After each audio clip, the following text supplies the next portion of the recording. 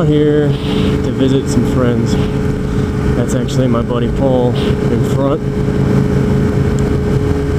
He's got the Harley Davidson V-Rod.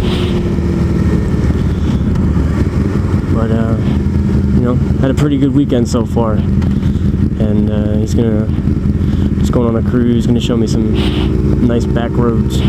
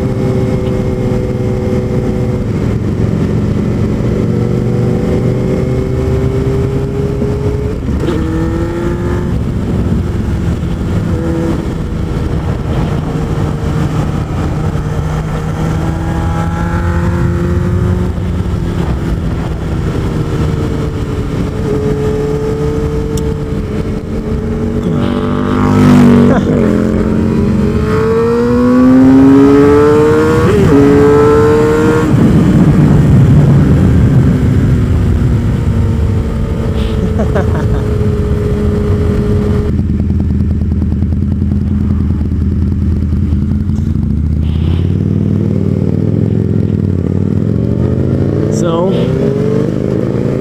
I had a request to talk about riding tips and lane position suggestions.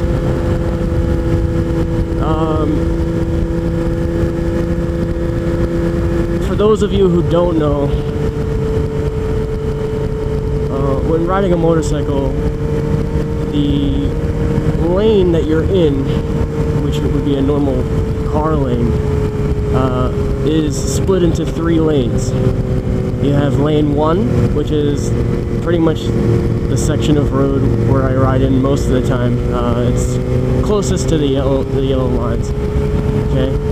You have lane 2, which is dead center, which is where I'm riding right now.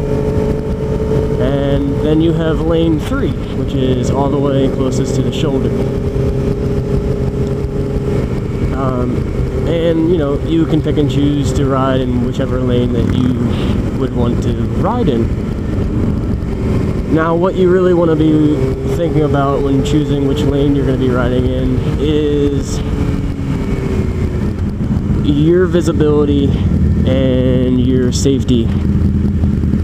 So, whatever lane is going to be the safest for you to be in is the lane that you should be in.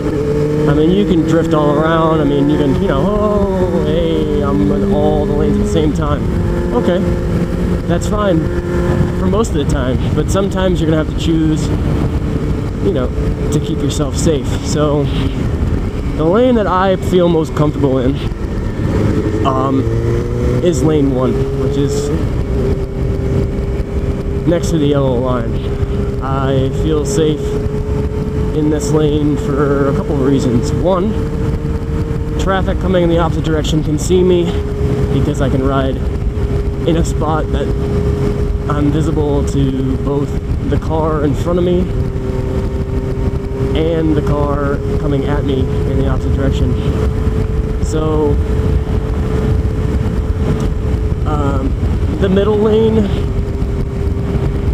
which would be lane 2, is, to me, I feel it's the most well, I mean, you could have an argument about this, but I definitely try to stay out of the middle lane, only because, I mean, it really doesn't matter for most of the time, but that's where cars drip their oil. Oil and motorcycle tires do not mix well. That's a recipe for disaster, especially when it's raining. I never ride in the middle lane when it's raining, ever. So that's just me.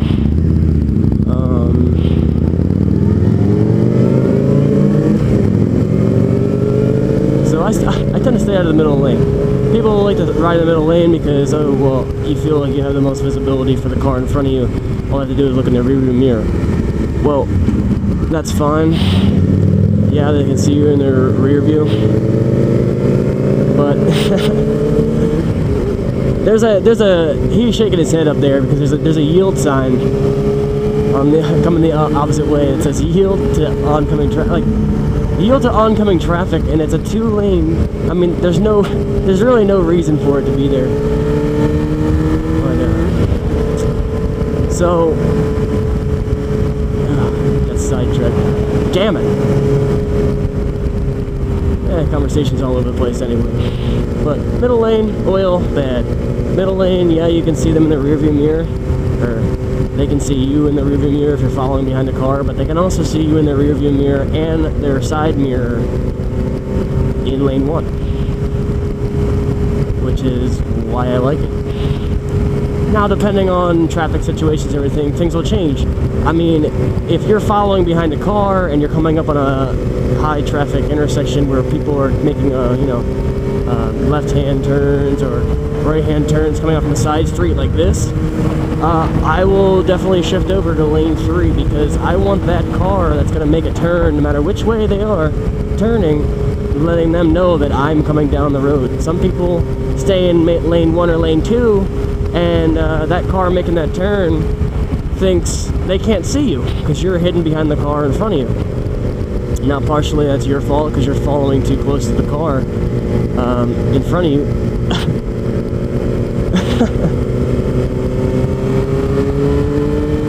But if that car doesn't see you, the car in front of you passes them, and they think it's okay, you know, to turn. So where do they turn? They turn right into you. And I've actually seen that happen. So, you know, depending on what the situation, your lane position will change. Pop a wheelie? I thought you were going to pop a wheelie back there on the straightaway. Oh.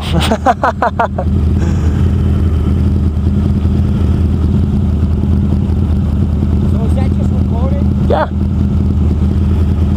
HD, baby.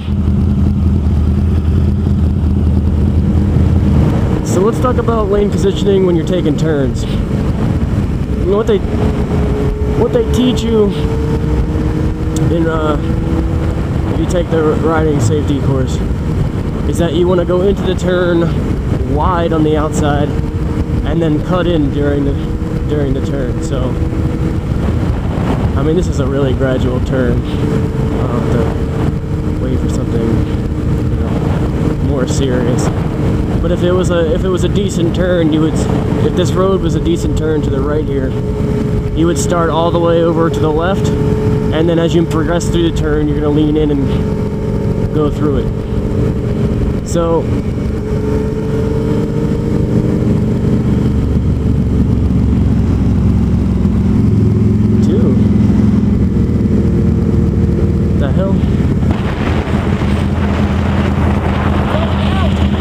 what?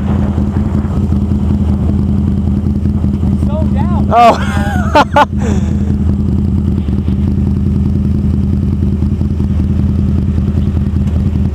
Like you yesterday. Yeah. Shit happens. Especially when it's really nice out and there's good stuff to look at. It's be like, what the hell? Oh, shit.